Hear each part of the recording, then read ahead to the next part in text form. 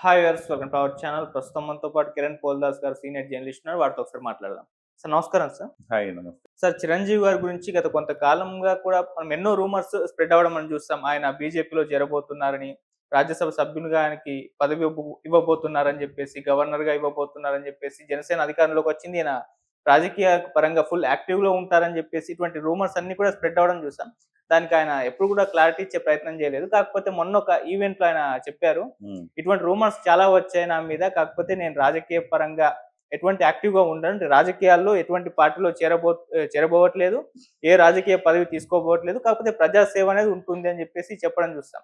So, ఈయన కామెంట్స్‌తో మనం రాజకీయ సన్యాసం చిరంజీవి గారు తీసేసుకున్నారు అని ఫిక్స్ అయిపోవాలా? ఎందుకంటే ఆయన కాంగ్రెస్ పార్టీలో ఆయన పార్టీని విలీనం చేసినప్పుడు కూడా ఆయన కాంగ్రెస్ పార్టీకి ఇంకా రాజీనామా చేయలేదు అన్న వార్త కూడా మనం ఉండడం చూస్తున్నాం సార్. ఇప్పుడు కంప్లీట్‌గా రాజకీయ సన్యాసం తీసుకున్నారనుకోవచ్చా? మీరేం చెప్తారు సార్? డెఫినెట్‌గా ఆయన రాజకీయ సన్యాసం ఇప్పుడు తీసుకోవడం ఏముంది ఆదిత్య. చాలా కాలం క్రితమే తీసుకున్నారు. ఆయన ఏం చెప్పారు?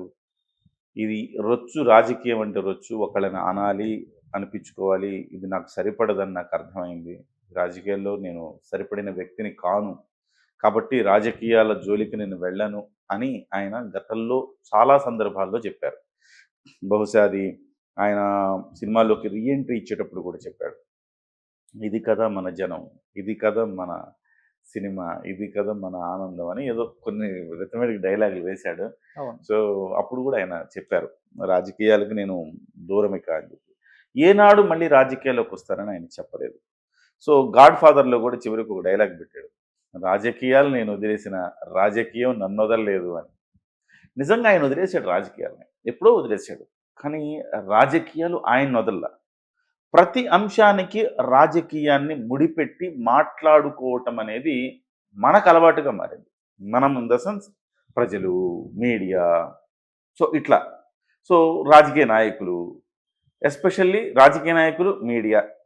ఎంతసేపటికి చిరంజీవి గారు అనగానే చిరంజీవి గారికి ఏదో ఒక రాజకీయాన్ని ముడిపెట్టే మాట్లాడుకున్నాం. అవును. అది వాస్తవం, మనం అంగీకరించి తీరాలి. కానీ ఆయన ఏనాడు నాకు పలానా పదవి పట్ల నాకు ఉంది, లేదా పలానా పార్టీలో నేను ఉండాలి. ఈవెన్ 2024 ఎన్నికల సమయంలో కూడా ఆయన రాజకీయ ప్రసంగాలు ఎక్కడా చేయలేదు. తన తమ్ముడు క్యారెక్టర్ గురించి చెప్పాడు. తమ్ముడిని గెలిపించండి, తమ్ముడు చాలా నిజాయితీపరుడు అని మాత్రం చెప్పాడు తప్ప పార్టీ పరమైన కామెంట్లు ఎక్కడ చేయలేదు ఆయన. కాబట్టి ఆయన కరెక్టే, ఆయన కరెక్ట్గానే ఉన్నారు. మనమే మన సైడ్ నుంచే మనం కరెక్ట్గా లేమని మనం అనుకోవాలి. ఓకే. ఎప్పుడూ రాజకీయాలకు దూరంగా ఉన్నాడు. రాజకీయ సన్యాసం ఎప్పుడో తీసుకున్నాడు. కాకపోతే ప్రతి సందర్భంలో ఏదో సందర్భం వచ్చినప్పుడు ఆయన పీఆర్పీ, ప్రజారాజ్యం పార్టీ పెట్టారు ఆయన. ఆ ప్రజారాజ్యం పార్టీ పెట్టినప్పుడు మొన్న ఉదాహరణకు తీసుకుందాం. విశ్వక్సేన్ గారి ఫాదరు ప్రజారాజ్యం పార్టీలో చాలా యాక్టివ్గా ఉండేవారు. అది గతం అది. అది గుర్తు చేసే ప్రయత్నంలో చాలామంది జనసేన జనసేన అన్నప్పుడు జై జనసేన అన్నారు. టీఆర్పీనే ఇప్పుడు జనసేన అయ్యిందిలే అన్నాడు. అవును. సహజంగా తమ్ముడు పార్టీ అండి, ఎవరో పార్టీ కాదు. ఇప్పుడు ప్రజారాజ్యం పార్టీలో అనేక మంది ఉన్నారండి. వాళ్ళు బయటకు వచ్చి వేరే పార్టీ పెడతారు. ఆ పార్టీని ఓన్ చేసుకోగలుగుతాడా? ఓన్ చేసుకోలేడు కదా. తమ్ముడు కాబట్టి ఓన్ చేసుకున్నాడు.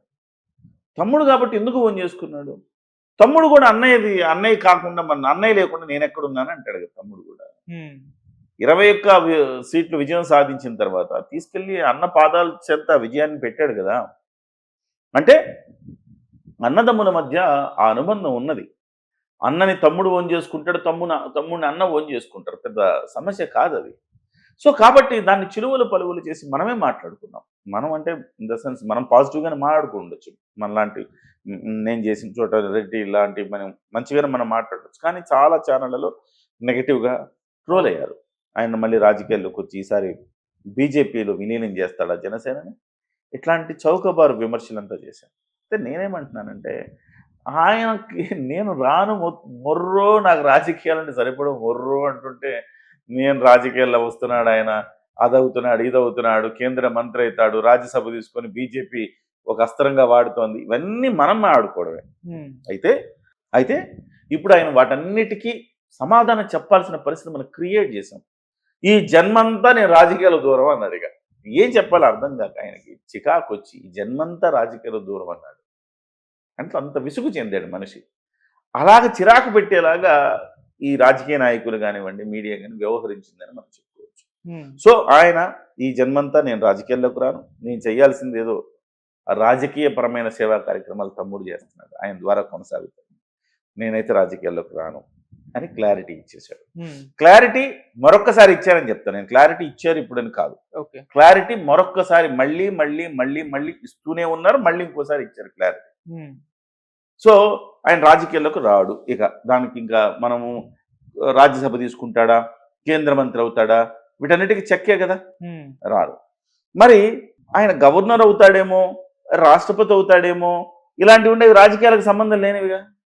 ఆయన రాజకీయాలకు రానన్నాడు.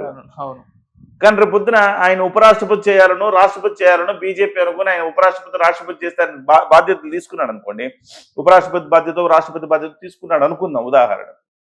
రాజకీయాల్లోకి రానన్నాడుగా, మళ్ళీ వచ్చే రాజకీయాలకు సంబంధం లేని పదవులు కదా అది.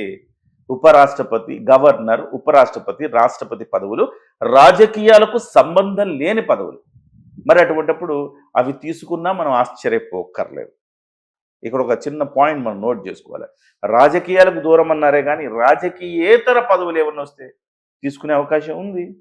తీసుకోమంటే ఒక తెలుగువాడు రాష్ట్రపతి అయితే మనకి గర్వకారణం కాదా? చిరంజీవి గారు ఉపరాష్ట్రపతి అవుతారు, లేదా రాష్ట్రపతి అవుతారు, మన గర్వకారణమే కదా. మన తెలుగు వారు మనం సంతోషించాలి కదా. రాజకీయాలకు అతీతమైన పదవే కదా. అబ్దుల్ కలాంని రాష్ట్రపతి చేయలేదా? బీజేపీనే చేసింది. మరి బీజేపీకి అబ్దుల్ కలాం ఏమైనా బీజేపీ మెంబర్షిప్ ఉందా? లేదు కదా.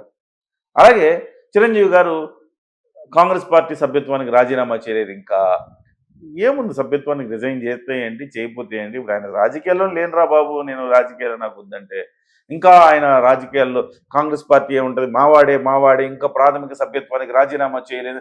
ప్రాథమిక సభ్యత్వానికి రాజీనామా చేయకపోతే నష్టం ఏంటి ఇప్పుడు? అంతే కదా. సో అది అసలుకి అంటే దాంట్లో అంత విషయం లేదనమాట. అంటే రాజీనామా చేసినా చేయకపోయినా యాక్టివ్గా ఉంటే, నీకు అసలు ప్రాథమిక సభ్యత్వం లేకున్నా కాంగ్రెస్ పార్టీ తరఫున యాక్టివ్గా ఉంటే అది వేరే విషయం.